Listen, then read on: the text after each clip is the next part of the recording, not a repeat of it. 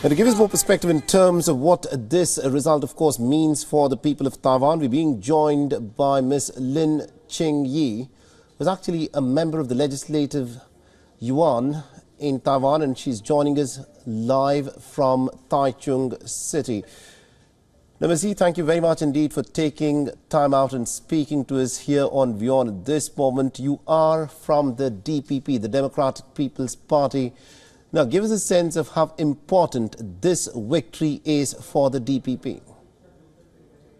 I think that is a very difficult election for DPP because most of the people are wondering if they are facing another different party to leading a government, to leading the country.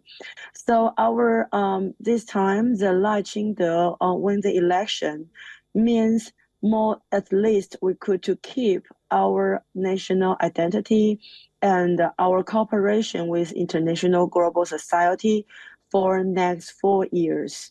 I think that is really very important.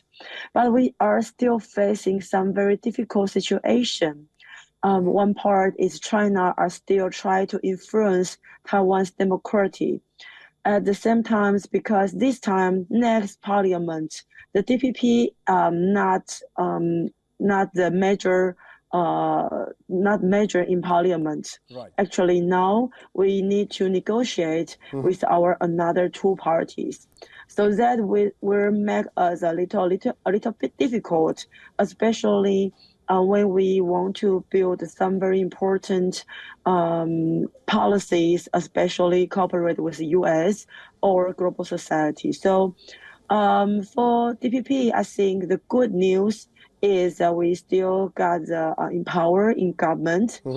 But the bad news is we are, I think we were much more challenged in next 4 years, especially in parliament, this situation.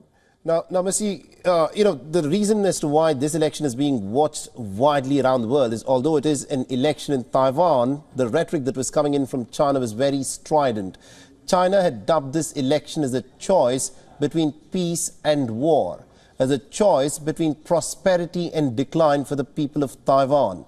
So the question that I want to ask you is, for an average voter within Taiwan, what did this kind of rhetoric by China, how did it play on the minds of the voters in Taiwan? Actually, the influence from China not only in the war or peace issues, because actually China through Taiwan is past decades. So most of Taiwanese, all we know, China is our most threat, dangerous challenge to us. But at the same time, most of the Taiwanese think they do not believe war will happen because we actually keep our daily life in past decades. So the influence from China, I think the most dangerous is from social media. Right. The TikTok and some channel from YouTube, especially China support some YouTuber in Taiwan to affect our the policy or to give some disinformation to people. That is very difficult for DPP to make people understand what is real situation. And this time, why we couldn't to get the measure in parliament, the main problem is the young generations, actually they choose another smaller parties. So it's the young interesting, generation. if I can just probe you a bit there. A lot of people are in fact saying that China, for reunification with Taiwan, may not resort to a military option.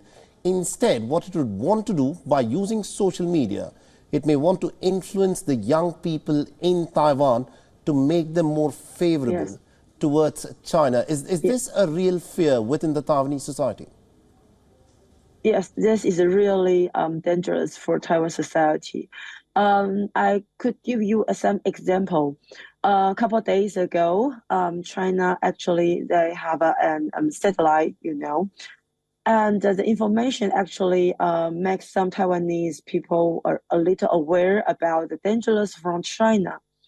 But most of the young generations, they treat that just like a joke.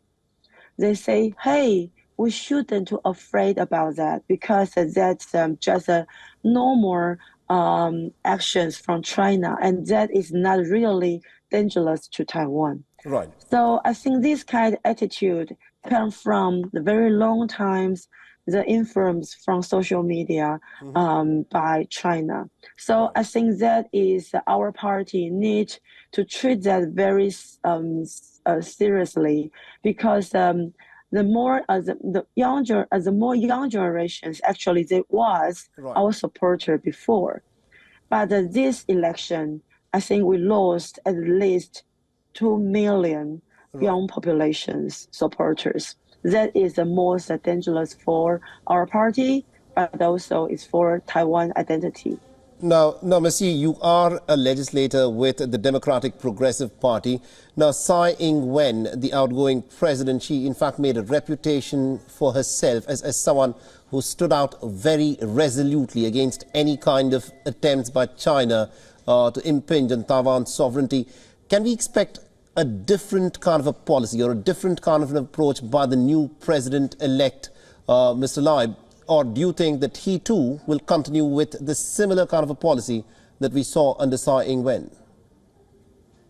The elected president, Lai Ching-te, he announced many times he will follow the Tsai Ing-wen's policy, especially in the bilateral relationships between Taiwan and China, but also he will keep the very stable policy similar with Taiwan. So I think in next 4 years, the president Lai Ching-te, he will follow the policy of President Tsai Ing-wen, but also, but I think he will more have a little different style to communicate with global society.